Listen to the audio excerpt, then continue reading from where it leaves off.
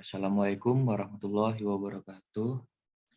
Kami dari kelompok S1 akan mempresentasikan mini proposal yang berjudul Pengaruh Pemberian Jus Pisang Ambon terhadap Profil Farmakokinetik Theophylline pada Tikus Jantan.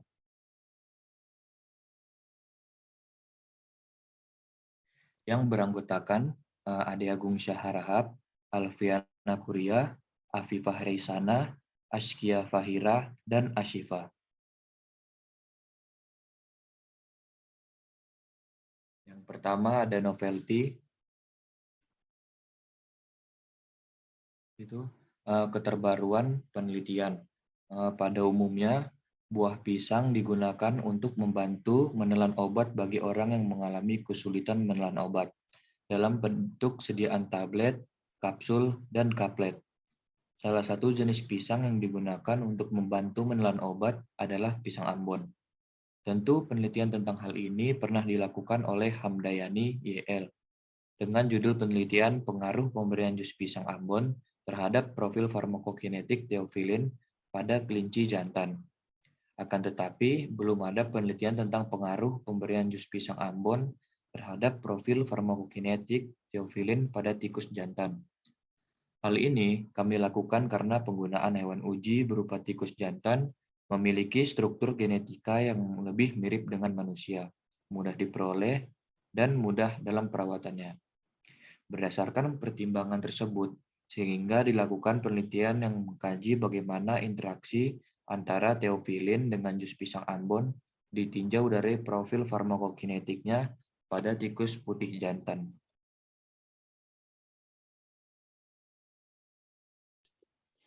Yang kedua yaitu pendahuluan. Latar belakang pada penelitian ini yaitu banyak sekali pasien yang belum bisa menelan obat dengan bentuk sediaan tablet atau kapsul secara langsung. Kebanyakan dari mereka mengkonsumsinya bersamaan dengan pisang untuk memudahkan. Pada penelitian ini digunakan pisang Ambon yang cukup sering dikonsumsi masyarakat, serta harganya yang murah. Hingga saat ini belum banyak penelitian yang meneliti interaksi obat dengan pisang. Salah satu peneliti yang ada mengenai interaksi parasetamol dengan pisang, yang mana ditemukan bahwa pisang tidak mempengaruhi profil farmakokinetik dari parasetamol. Peneliti tertarik meneliti interaksi antara theophylline dengan pisang untuk melihat apakah ada perubahan profil farmakokinetik theophylline. Kemudian untuk subjek yang digunakan dalam uji ini yaitu tikus jantan galur wistar.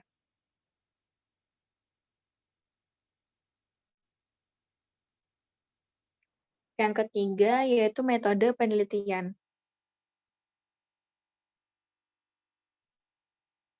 Subjek uji pada percobaan ini yaitu tikus putih galur wistar, jumlahnya sebanyak 15 ekor yang dibagi menjadi 3 kelompok perlakuan.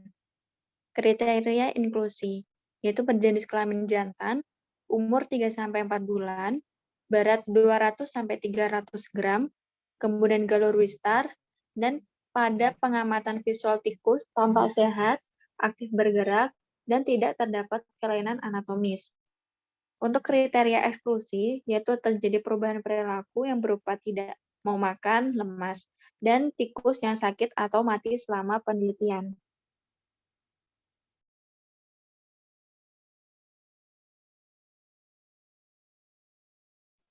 Selanjutnya, etika clearance. Dalam menggunakan hewan percobaan pada penelitian, harus mendapatkan kelayakan etika hewan uji dengan mempertimbangkan penderitaan yang akan dialami oleh hewan uji. Pada penelitian perlu diterapkan prinsip 3R dalam protokol penelitiannya, yaitu replacement, reduction, dan refinement.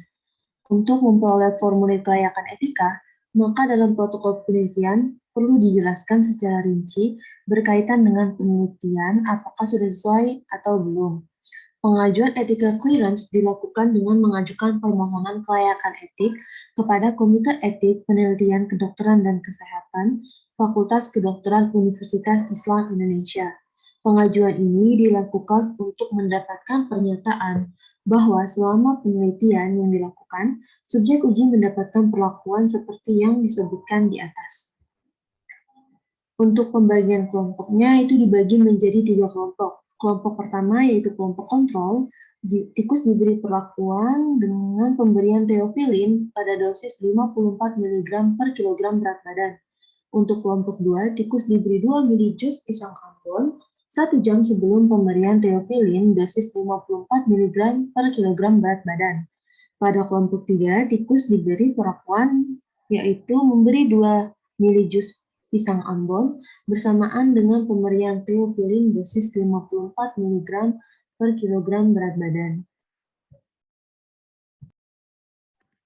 Selanjutnya yaitu skema penelitian yang diawali dengan pengajuan ethical clearance, lalu dilanjutkan dengan pembagian kelompok menjadi kelompok 1 atau kontrol, kelompok 2, kelompok 3 yang masing-masing berisi 5 ekor tikus putih. Selanjutnya, subjek uji yang digunakan pada penelitian ini yaitu tikus putih galur wistar, jenis kelamin jantan dengan berat badan 200-300 gram, yang berumur 3-4 bulan yang diperoleh dari Laboratorium Farmakologi Universitas Islam Indonesia. Selanjutnya, pada kelompok 1 diberikan tikus diberikan teofilin dengan dosis 54 mg per kilogram berat badan. Kelompok 2 diberikan 2 ml jus pisang Ambon 1 jam sebelum pemberian teofilin dosis 54 mg per kilogram berat badan. Kelompok 3, tikus diberi 2 ml jus pisang Ambon bersamaan dengan pemberian teofilin dosis 54 mg per kilogram berat badan. Selanjutnya dilakukan analisis hasil. Selanjutnya yaitu kerangka konsep yang terdiri dari variabel bebas, variabel tergantung, dan variabel pengganggu, di mana variabel pengganggunya yaitu tahap ekstraksi, jenis pisang Ambon yang digunakan, serta waktu panen.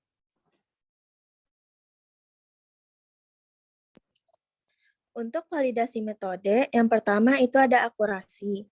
Pada penetapan akurasi, kadar teofilin dibuat 4 konsentrasi, yaitu 6, 16, 20, dan 24 mikrogram per mililiter dan replikasi sebanyak 3 kali.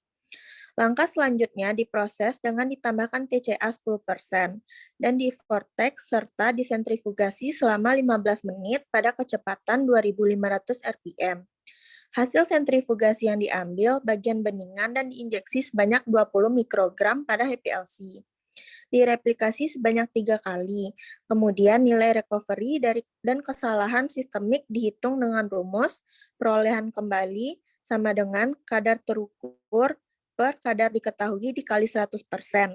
Kesalahan sistematik itu sama dengan 100% dikurang perolehan kembali. Yang kedua ada presisi. Pada presisi, untuk memperoleh kesalahan acak dari replikasi recovery sebanyak 3 kali dan dicari nilai rata-rata sebagai nilai simpangan baku. Setelah nilai simpangan baku diperoleh, kemudian dihitung nilai kesalahan acak menggunakan rumus. Kesalahan acak sama dengan simpangan baku per harga rata-rata dikali 100%. Rentang penerimaan yang diperbolehkan pada metode HPLC yaitu kurang dari 15%.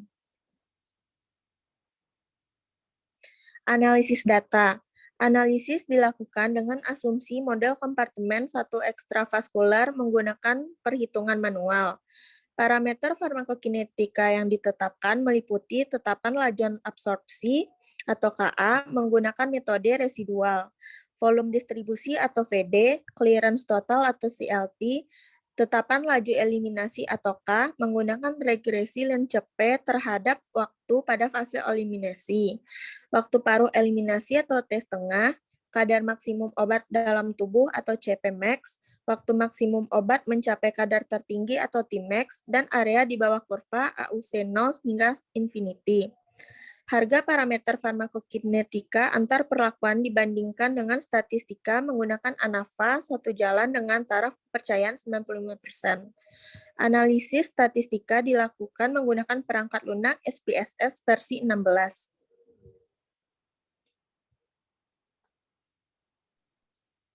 Sekian presentasi dari kelompok kami. Wabillahi taufik wal hidayah. Wassalamualaikum warahmatullahi wabarakatuh.